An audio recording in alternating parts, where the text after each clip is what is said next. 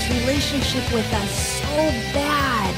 He continues to create us because he has that desire to have relationship with us. Not only does he want you, but he came to rescue you to prove it. Do I have any chick flick lovers in the house? Anybody love chick flicks? Well, I love chick flicks, and best of all, my husband loves chick flicks. So I have really got it made, okay? So, about a month or so ago, him and I went to go see Letters to Juliet. Did you guys see it? Completely predictable. But that's okay. We both came out feeling warm and fuzzy, and it was a good thing. But you know what? My favorite chick flicks of all are not the ones like Letters to Juliet, where the girl goes chasing the guy. Yeah. My favorite ones are where the guy comes after the girl. Isn't that the way it's supposed to be, ladies? Yeah, we are completely and totally worth it.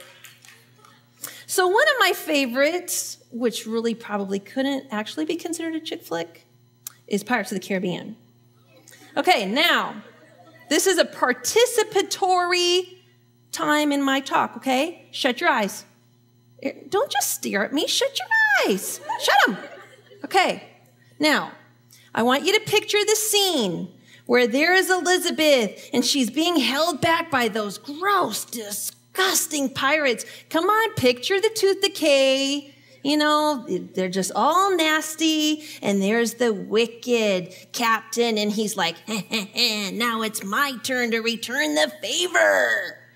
And in swoops Will Turner. See him? He's up on the side of the boat, and he swings in, and he goes, she goes free. And it doesn't matter how many times we've seen Pirate of the Caribbean, our heart goes, yeah, he's coming for her. Okay, you can open your eyes now. I love that movie. And I really only need to see that 30-second scene of that movie to love it.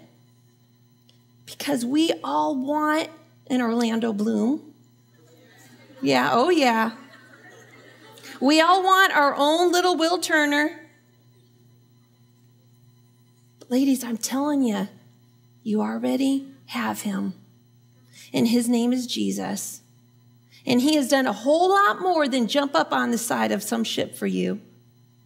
He came to this earth knowing that he was going to die for you. It wasn't a possibility. He came here knowing that that's exactly what he was going to have to do to rescue you. Now, when I first heard about that whole dying on a cross thing, I figured that that was something he had to do. I had messed up things enough that he had to come to earth in order to save me. And that part is true, but it's a whole lot deeper than that. He didn't just come because he had to. He came because he wanted to. Because that's how crazy about me that he was. Not only does he want you, but he comes after you. He is pursuing you. Now, there's many places in the Bible that compare our relationship with Jesus to a relationship between a guy and a girl. So what does a guy do if he wants a girl's attention?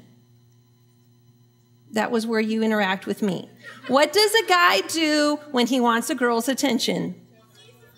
He chases you. That is right. He tries to impress you. He tries to get your attention, right? He does things to get you to interact with him. That's exactly what God does with you every day. Now, I am a nature freak. I absolutely love anything that has to do with nature. And so I think that for me, that's God's love language to me. Ralph Waldo Emerson once said that we are closer to God in nature than in any cathedral made with human hands. And that happens with me. Last month, my youngest daughter, I have 3 teenagers, my youngest daughter turned 13, and we have this tradition in our family that when you turn 13, you get to go on a special trip. And so Maddie, thankfully, is a nature freak like me. So she picked to go to Maine. And as we're driving on the coast in Maine, and I'm watching those waves come up and smack themselves against the rocks, I just stand there stunned. And I'm like, God, you're amazing. And I just looked at Maddie and I'm like, man, you just got to say thank you. And as I stood there watching those waves and I said thank you to him, I felt like he was saying back to me, just for you. I made that just for you. I mean, think about the amazing, now come on, you guys, you got the ocean right here down the street. You know, I live in Charlotte, sandwiched in the land. But you guys have beauty right here. He's whispering to you all day long. Or things like flowers. I mean, all kinds of things in nature. That's one way that he's trying to get your attention and say, I love you. There's no reason he had to make that. There's no reason he had to give you those millions of taste buds you have on your tongue. Who loves ice cream? Peanut butter and chocolate together? Mm-hmm. That was for me too. You guys are all blessed because he made peanut butter and chocolate come together for me. But for some of us, we don't respond to those nice, gentle whispers. Sometimes he has to use other things to get our attention. Remember earlier when I said that I didn't really get the connection between why this guy didn't like me and the fact that I loved God? I think because way back then, he knew that if the guy liked me, that I wouldn't run hard after him. And so sometimes in our life, he allows things to happen that aren't so great. Maybe you find out that you didn't make the school softball team. Maybe you also, the same situation with me, it's a guy thing. But something in your life isn't quite going the way that you want. Maybe God is trying to say, hey, I'm over here.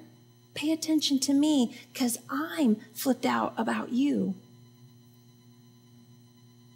In James 4:5, it says that he envies intensely. Those are some strong words. He envies intensely. And you know what? He knows that when you are in close relationship with him, that you are filled with the most joy. And so because he envies your attention and your heart and your love so much, he will do whatever it takes to draw you closer to himself. So not only does he want you, not only does he pursue you, but he completes you. Now, one of the cool things about us girls when he made us is God made us to be nurturing people.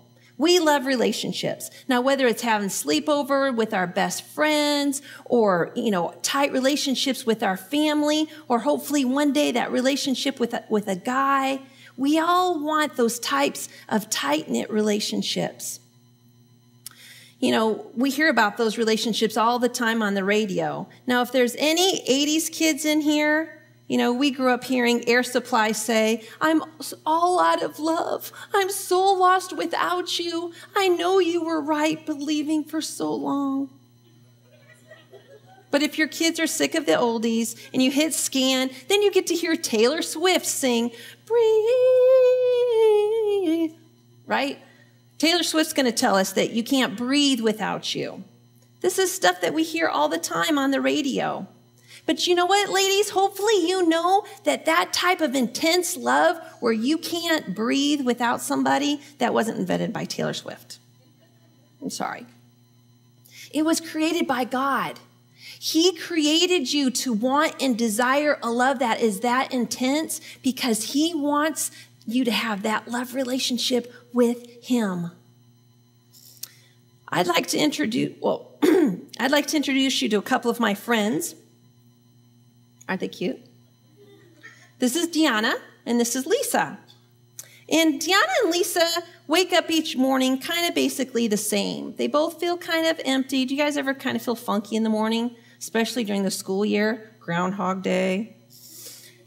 That's how I feel sometimes, Groundhog Day. So here we have Deanna.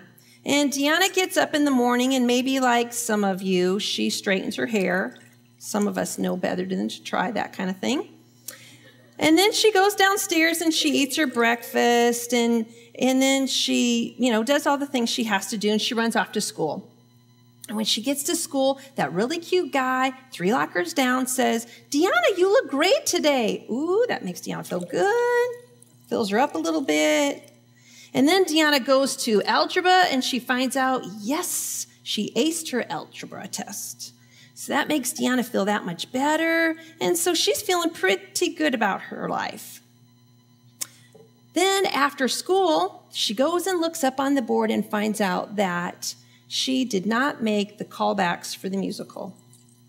And all the good parts of Deanna get poured out, and there she is, empty again. So what's she going to do? She feels crummy inside. She does whatever she knows that's going to make her feel complete, make her feel good about herself. She may whip out her phone and start texting a buddy. She may race home and sign on to Facebook. Maybe she hangs out with her boyfriend after school. Maybe she runs home to mommy and starts crying to mommy about not making the callbacks. Whatever it is, she goes back to what she knows. Then there's my friend Lisa. And in some ways, Lisa's the same as Deanna, except for one very big difference. And that is that Lisa knows that Jesus is flipped out, madly in love with her. And when she wakes up in the morning, she takes some time to read those love notes that he's written to her. There's one in Psalms 45:11 that says that the king is enthralled by your beauty. Personally, I like it better in the Message. It says, the king is wild for you. Then in Zechariah 2:8, it says that we are the apple of his eye. And she reads those verses, and she gets them inside of her heart before she heads to school. Now, when she goes to school, the rest of her day might look a lot like Deanna's. She may get a compliment on her hair. That makes her feel great. She may find out she did really good on her algebra test, even better. What is happening to my glass? It's overflowing. See, the cool thing about it is when those good things happen to Lisa, they only add to what she's already got. And then what happens to all these little friends who are standing around Lisa? All this good stuff inside of her, it spills out onto those people. Now, let's say she also finds out that she didn't make callbacks either, okay? So yeah, we admit it. Life makes you feel crummy. Let's see if I can get this out without spilling. Quick. Yeah, I did it. So, Lisa now feels kind of empty and crummy inside, but you know what the difference is? Is Lisa knows where to go back to get filled up again. She goes back to Jesus. She goes back to the one who truly loves her and who can complete her. There's a verse in the Bible, which is Matthew 5:48, and it says, "Be perfect as I am perfect." Now, if you're like me, you hear that verse and you're like, great, something more I can't be, right? And then I read in this book what that verse really means. And it says, we tend to equate perfect with behavior, don't we? I need to bite my tongue more. I shouldn't have reacted that way. Why did I say that? Why am I so angry? But if we were to grab a Greek dictionary and some Bible commentaries, we discover that in this context, the Greek word perfect isn't determined by behavior. Christ isn't telling us that we have to be perfect humans. That's impossible. He's using the word perfect to describe being whole with our Heavenly Father. God wants to perfect your heart. He wants to make you complete.